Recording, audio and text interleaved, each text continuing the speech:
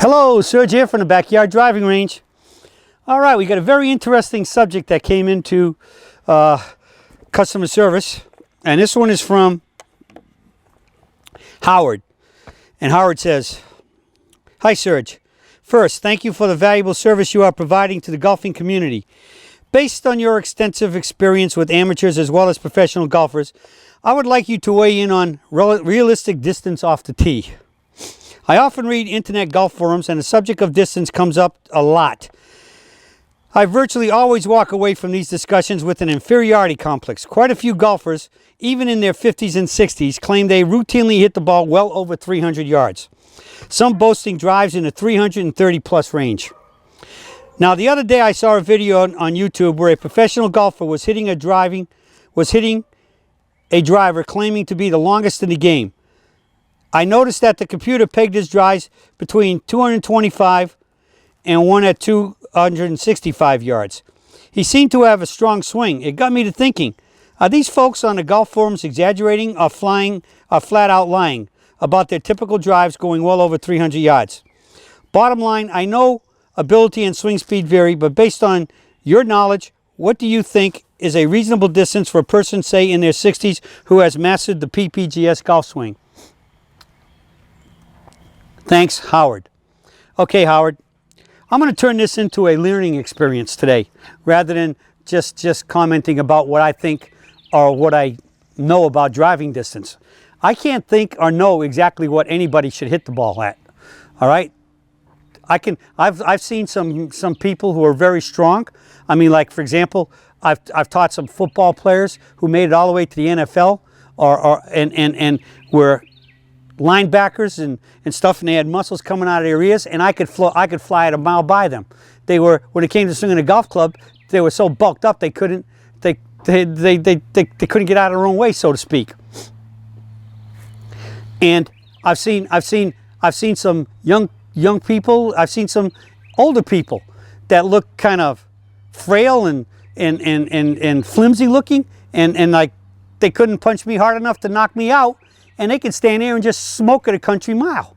I mean, look at on the PGA Tour right now. You got some guys over there that got like probably 30-inch waists. They're about 5'9" to 6'1" or 2 or 3, and they look like this shaft on TV, and they stand there and they're smoking it. And on TV, remember, they got the, when they're playing in a PGA Tour event, they got the things that they use for checking out the yards and yard stuff, you know, the laser gun stuff, and they're getting it to the inch, all right? Surveying equipment stuff. And so they're getting it to the inch.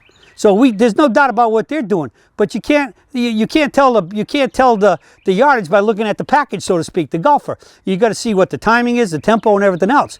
But I will say off the cuff, it's my experience, especially with amateurs, that many amateurs have no clue how far they're hitting it. Okay?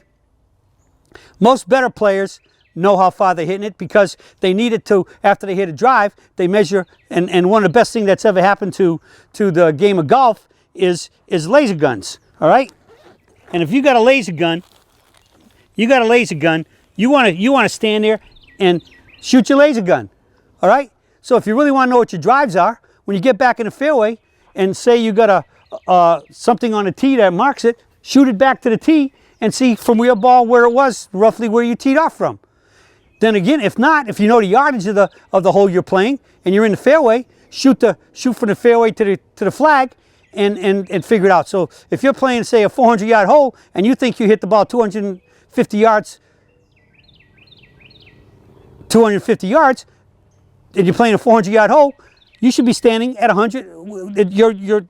You should get a reading of 150 yards, somewhere about there, to the flag, depending on where it is on the green.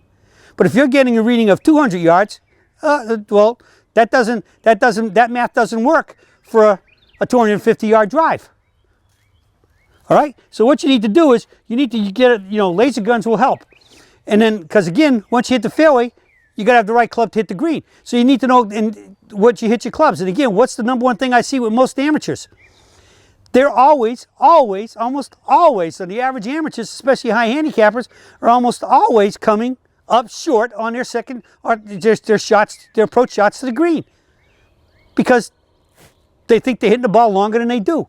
So I think that with amateurs, I might say that yes, many of them think they're hitting longer than they are, or they don't have laser guns, and or they're not at least walking off if they got markers on the sprinkler heads.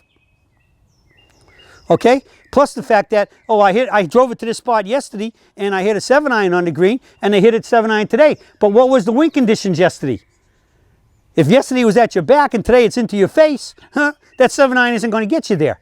So you also got to play by the conditions. If all your yardages in your head are based on your course playing fast and hard and fast, and you're playing after a rainstorm and the ball's not going as far, again, you should have your yardages, rangefinder, or walk them off. So the key is, I'm going to try to turn this into a positive message and say that if you want to play better golf, you need to know how far you hit it. You got to know, can I reach that bunker out there with this driver? Or if I'm thinking about going over it, what is the yardage to it, and can I hit it that far? So you got to truly know what you really are. Because if you don't, you're going to be in trouble. I mean, the course that I play at right now, Village Greens, I used to always play from the back tees before my 2 surgeries. Now I've moved up to the white tees. That's as much as about 30, 35 yards difference. Back then, it was about 255 yards to the fairway bunker, the left fairway bunker, which it was a dogleg right, so it's right where the dogleg's starting. And I could basically hit it from there all the time. If anyone was in my face or quartering, I could just stand there and rip it for that bunker all the time. If the wind was at my back, I had to aim it over the trees to the right of the bunker, and then I hit it at or farther than the bunker. All right? Today, from the white tees, I aim right at the bunker, and on my best punches, with no wind, I could get in it. So I'm at least 30 yards shorter than I used to be. So you got to be realistic. The biggest problem I'm having right now is consistency in hitting especially my irons the same distance. I've had some issues with my swing. I'm not quite swinging as well as I like. I'm not bad, but I'm not really spot on like I usually am. And so what's that? So I got a little bit of guessing going on. But normally if I have a problem, especially into the wind, I'm taking more club to make sure I get there. Because I want to make sure, especially if it's a front bunker, I carry it. So you have to know your yardages. Start paying attention. Start keeping a book. Start tracking what you tend to do. Especially if you play your own home course, you should start getting it, knowing that where you can drive, a good drive with this condition, guns take me here. Good drive, downwind is there, mild wind, into the wind, it could be here. You got to know what you're doing, where you're at.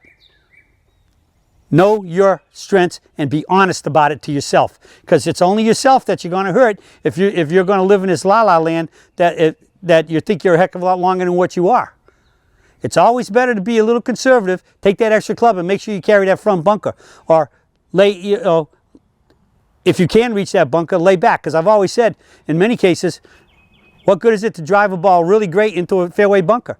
If you maybe went to a 3-wood where no matter what, you couldn't reach it, it's not a hazard anymore. You can hit it, and you'll very likely, knowing that instead of trying to steer it a little bit or make sure you got to keep it in the fairway, just hit it as hard as you want, and the bunker's not in the way because you can't get to it. You're going to hit a lot of better shots that way. That's why, like on tour, I don't believe with that concept of bomb mid golf. You hit as far as you can hit it. I still want fairways and greens. You're going to hit more fairways with swinging within yourself and taking those problems out of the way if you need to, and when you're in the fairway, you're going to start hitting more greens because you're going to have better lies, control the ball better, and therefore get better club on the ball. So know thyself. And when it comes to playing golf, know yourself means know how far you hit the ball.